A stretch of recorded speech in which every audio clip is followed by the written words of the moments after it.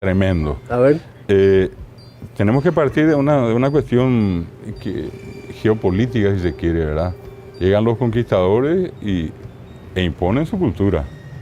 Acá intentan catequizar primero en castellano.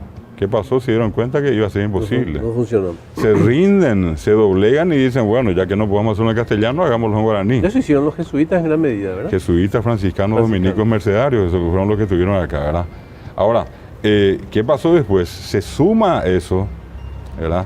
Al hecho inclusive de presentar siempre al indígena como un ser degradado, sucio, ignorante. Fracasado. Claro. Se suma eso con el tiempo, después la previa. No, es un paradigma, digamos, para el criollo. Claro. Y por eso iba a decir, se suma después la previa durante la guerra del 70 y la posguerra. Quedó la imagen de Mitre cuando decía que si queremos eliminar al Paraguay, eliminemos primero al guaraní.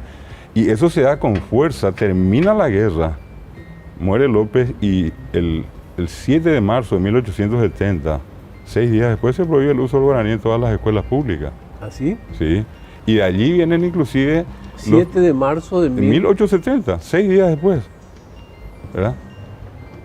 Y lo peor del caso es que el país... Como si un decreto fuera a matar una lengua. Pero era una manera de intimidar, ¿verdad? De prohibir, porque no vino solamente el decreto. Los maestros que fueron a formarse en su mayoría a la Argentina, acá a Paraná, vienen acá con la famosa expresión guarango. El guarango se instala después de la guerra y hasta hoy es común ver en canales argentinos que guarango o esta es una guarangada en un sentido despectivo. ¿Cómo hizo?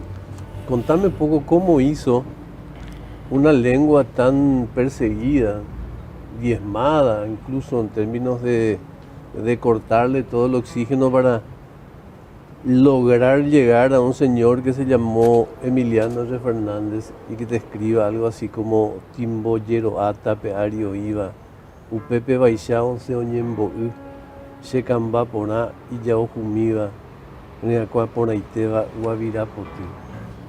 Bueno, ¿Cómo sobrevivió? Y sobrevivió justamente porque existió... Aparte de explicarnos un poco qué es el Timboyero ata. Sí.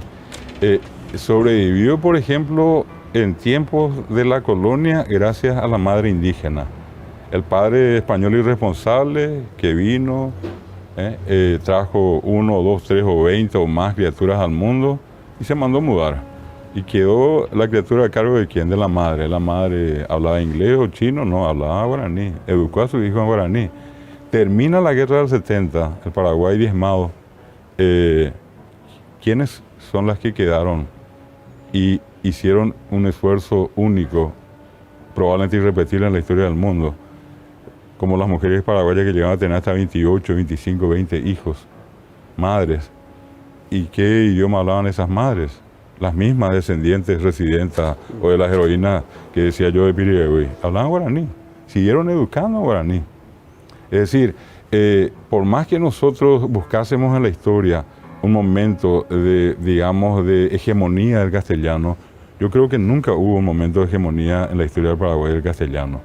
Por más que inclusive se dieron todas estas campañas de represalia, de represión, de opresión, porque hasta hoy muy pocas lenguas en el mundo pasaron lo que pasó el guaraní. Toda esa campaña de represión tremenda, de prohibir hablar, de castigar físicamente. Es proscripción de un idioma. Proscripción.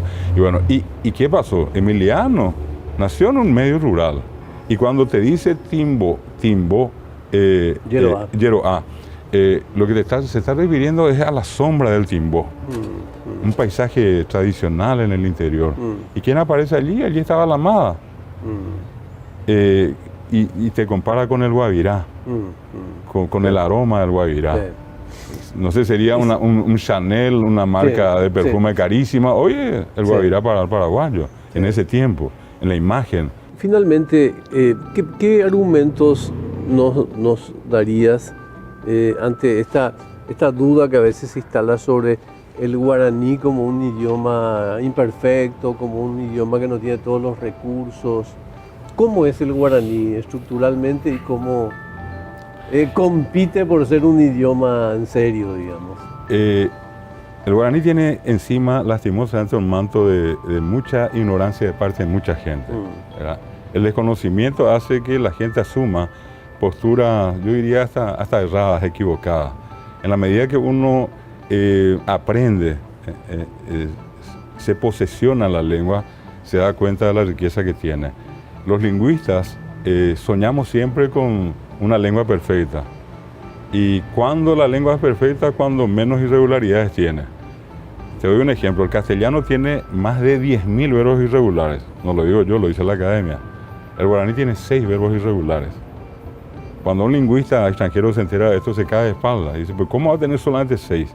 Y solamente un solo verbo es absolutamente irregular, ¿verdad? ¿Qué tenés de fácil en el guaraní? Tenés que, por ejemplo, en el castellano recordar la concordancia de género y número. Por ejemplo, yo tengo que decir, ese señor alto, esa señora alta, de alto a alta, esos señores altos, alto, alta, altos, esas señoras altas, alto, alta, altos, altas. En guaraní, ¿cómo se dice? Ibate. Pe caraí, ibate. Pe cuña caraí, ibate. Umi caraí, ibate. Umi cuña caraí, ibate. No hay ibate, ibatá, ibatos, ibatás. No hay poná, ponó. Es poná y punto. Es simple, es sencillo. La conjugación. ¿Cuál es la razón por la que hoy tantas criaturas, que te comentaba, no acceden a la escuela? Y sencillamente porque estructuraron su conciencia, su ser lingüístico primero en guaraní. Y en el guaraní la conjugación usa prefijos. Yo digo, por ejemplo, a y después guatá, re, guatá, o, guatá. Y sin que nadie le enseñe, la criatura tiene que aprender eso en castellano. Y en castellano es camín y después o, camín as, camín a, camín amos. ¿Cómo aprendió la criatura? Y aprendió a los golpes. Yo aprendí así. Vos probablemente aprendiste así y el resto aprendió así. Pero hemos aprendido a hablar dos lenguas. En el guaraní hay preposición, no, hay posposición.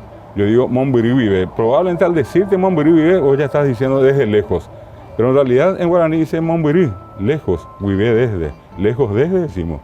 Pero mentalmente somos tan hábiles que automáticamente, como ya hablamos las dos lenguas, tenemos la sintaxis de las dos lenguas, nos resulta fácil decir desde lejos. O si yo te digo ajá, ogape. Ajá, voy, oga casa, PA, voy casa A, decimos guaraní. Sí, pero vos automáticamente me vas a decir, voy a casa. ¿Por qué? Porque sabes que así se dice en castellano. En el guaraní existe la construcción del genitivo, se parece al inglés. Yo digo, por ejemplo, en castellano, el hijo de Carlos. En guaraní como calora. En castellano primero está hijo y después está Carlos. Primero lo poseído, después el poseedor. En guaraní primero está el poseedor y después lo poseído. Calora calora calor oga y poná, calor corapitu ya. Pero primero está el poseedor y después los poseídos. Sí. Es decir, si nosotros hiciésemos un esfuerzo como paraguayos por conocer la lengua, vamos a aprender a valorar lo que es la lengua y a sentirnos más orgullosos de la lengua y de nuestro ser de paraguayos y de entender cómo es que tanto tiempo, pese a todo tipo de persecuciones que tuvo, la lengua consiguió más que sobrevivir, vivir. A mí me contaron en la escuela que lo más grande que parió la humanidad fue el latín. Yo te pregunto dónde está el latín hoy. Claro. Y esta lengua que el embú es la que llegó, como dice la gente, a sobrepasar este milenio nuevo. Gracias, maestro, muy amable.